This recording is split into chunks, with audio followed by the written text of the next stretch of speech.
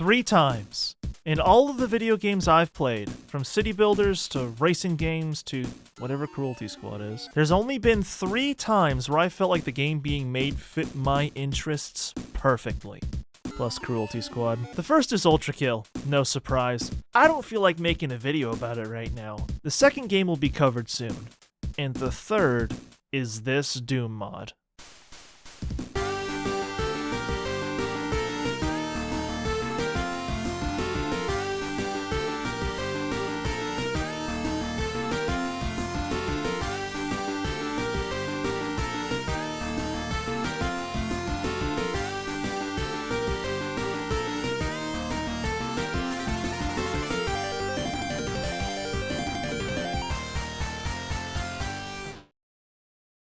Snap the Sentinel.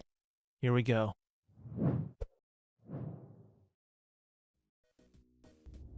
I don't think I've ever played anything quite like Snap the Sentinel, but the ingredients are obvious. If I had to pick 3, it'd be Doom, Sonic the Hedgehog, and Contra. Doom is the base, Sonic inspiring the aesthetic, and Contra influencing the game like a garnish. The current demo version of Snap has no intro, but I wouldn't be surprised if it got one someday. The gist of it is this. You are Snap the Sentinel, a revolver-toting snapping turtle who awakens one day to find there's been a large outbreak of robots, and they're dumping oil everywhere. The culprit is Conrad Ocean, head of the Reef Corporation and a very busy man. Shark. The objective of the game is to track him down and bring him to justice. Or... From the very beginning, I was impressed. The 2D art is reminiscent of Sonic Roboblast 2, and you'll see why that is later. The 3D assets remind me a lot of Mega Man Legends, which is a really good thing. If you want to make bright, low-poly art, look there first, and you won't have to look anywhere else. Gameplay is relatively simple for what it is. Snap only has one weapon, his revolver.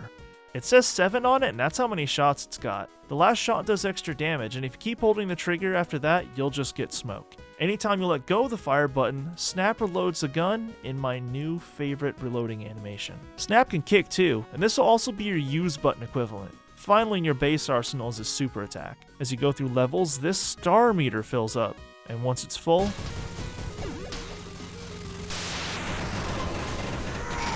bam.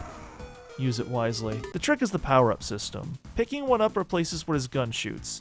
These power-ups all use ammo, and while you can find ammo, you're just as likely to come across new power-ups. Picking up a power-up replaces the old one, and it's gone for good until you find a new pickup. There is no switching. It's easy to see this reflexively as an annoying limit, but it really enforces a strategic head game with picking them up. The final little thing you'll notice all the time is the lock-on mechanic. Default holding space will allow you to lock onto an enemy closest to where you're aiming. This is not cheating. At times, Snap the Sentinel feels more like Toho than Doom, and, well, there's times you want it, and there's times you don't. Something Snap does really well is enemy design. Every enemy has a clear silhouette, as well as a unique sound indicating who they are. I think they all have unique death sounds, too. This stuff sounds obvious, but you'll be surprised how many games don't get these basic concepts right. Enemies also have interactions with Snap's kick that can be fun. Most go flying, and these Doombas explode when they land, which is great. All in all, the sound design is excellent. Every single power-up sounds punchy, yet different from the others. Again, all the enemies sound different. The music has this great circa 1993 Sega Genesis and Mega Drive vibe, and it's all accompanied with great animation on Snap's part. Not overly complicated stuff, but it just works, man. Another thing I really appreciate is the difficulty selector. It's common for most games to tweak up numbers against you when you go up on the scale, but Snap takes things in a different direction. If the enemies have more health or more damage, it's slight, but their spawns are completely different. You'll be facing way more enemies and with a greater variety too. The top highlight is that levels physically change on hard. You can see this from the very beginning of the game, where you have to uncover what was before a secret just to progress, or behind this door which now has a new elevator section that wasn't there prior. This plus a fast-paced and an ever-present timer make this game perfect for replayability. I can imagine speedruns of this looking pretty fun. I can totally buy beating what's here in under 30 minutes on normal if you're really rushing it. I got a minute flat on normal on the first level, in-game timer, if you want to try that at least. No real skips. I have the video on my second channel, and I'd love to see people take a crack at turboing this game. I want to quickly mention that Snap the Sentinel does have multiplayer, but I never bothered to get it working.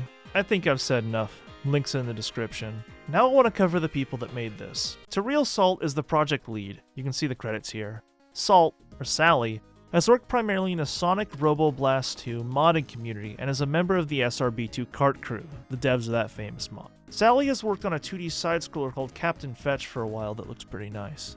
7th Sentinel provides the voice of Snap along with the music. Real name James, music is primarily their passion from what I can tell. Jack Jims, or Jesse, is an amateur modeler who was lead for 3D models in Snap. He's also on the SRB2 Kart crew and recently made this nice Sonic from Sonic Adventure model for that game.